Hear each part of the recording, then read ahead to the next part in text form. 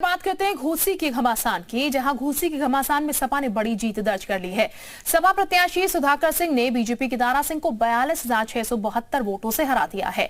2022 विधानसभा चुनाव में सपा से चुनाव लड़ रहे दारा सिंह ने 22,000 वोटों से जीत दर्ज की। जीत को लेकर अखिलेश यादव ने कहा कि ये झूठे प्रचार और जुमले जीवियों की पराजय है। ये दल बदल घर बदल की सियासत करने वालों की हार है।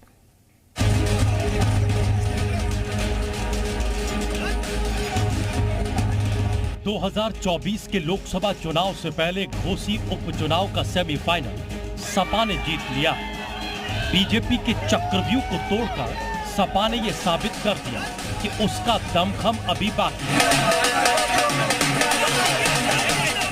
समाजवादी पार्टी को तो जीतना ही था वहाँ, लेकिन बड़ा मार्जिन इसलिए और हुआ कि उम्मीदवारों में कोई तुलना नहीं थी।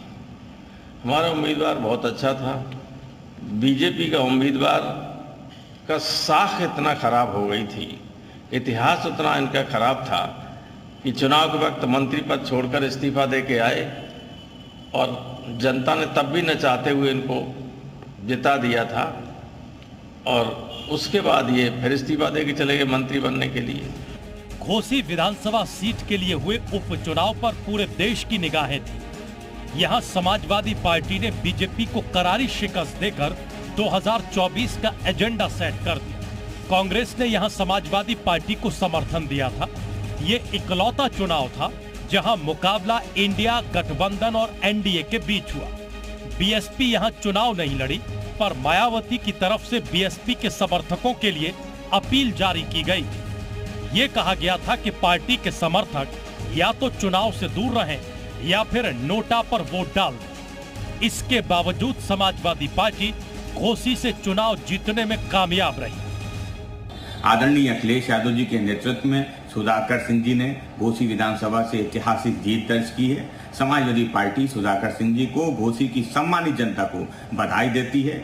जिस तरीके से भारतीय जनता पार्टी की जन विरोधी नीतियों के खिलाफ, अराजकता के खिलाफ पिछड़े दलित अल्पसंख्यक किसान मजदूर ने मिलकर इस लड़ाई को लड़ने का काम किया है, आने वाले समय में 2024 के लोकसभा चुनाव में समाजवादी पार्टी आदरणीय अखिलेश यादव जी के नेतृत्व में भारतीय जनता पार्टी को हराने का काम करेगी। आमतौर पर माना जाता है कि उपचुनाव सरकार का होता है। मतलब ये कि जिस पार्टी की सरकार होती है उसे चुनाव मैनेज करने में फायदा मिल जाता है। पिछले साल हुए विधानसभा चुनाव में दारा सिंह चौहान यहां से समाजवादी पार्टी के विधायक चुने गए थे। बीजेपी और सपा दोनों इस चुनाव में जीत दर्ज कर पूरे प्रदेश में एक अहम संदेश देने की कोशिश कर रहे थे। अगर बीजेपी की जीत होती तो संदेश साफ हो जाता कि एनडीए की स्थिति और समीकरण दोनों ही मजबूत हैं। लेकिन बीजेपी को मिली हार विपक्षी गठबंधन के लिए टॉनिक का काम करेगी। अखिलेश यादव इसके बाद केंद्र और राज्य सरकार के खिलाफ ज्यादा हमलावर हो सकते हैं। सपा 2024 में नई ऊर्जा के साथ चुनाव में उतरेगी। ब्यूरो रिपोर्ट, जी मीडिया। आपको ये भी बता देते हैं दारा सिंह की हार की वजह क्या है। दल बदल की सजा मिली है, ये सबसे बड़ा सवाल पहले। और मुस्लिम वोटों का ध्रुवीकरण जो है वो क्या मऊ में मुख्तार अंसारी का प्रभाव, बिजली मंत्री अरविंद शर्मा से नाराजगी, इसके अलावा ठाकुर वोटों का साथ नहीं मिला। राजभर से स्थानीय लोगों की नाराजगी नजर आई। बीएसपी कैंडिडेट का नहीं होना, इंडिया गठबंधन के दलों का एक साथ होना, तो ये तमाम वजह हैं जो कि इसमें काउंट की जा रही हैं। वहीं घोसी उपचुनाव में सपा की जीत पर बीजेपी प्रदेश अध्यक्ष ने क्या कुछ कहा, वो भी आप सुनिए। कि इस परिणाम के बाद, इस जनादेश के बाद क्या वो ईवीएम पर प्रश्न खड़ा करेंगे? क्या वो सरकारी मिशनरी, संवैधानिक संस्थाओं, इलेक्शन कमीशन पर प्रश्न खड़ा करेंगे?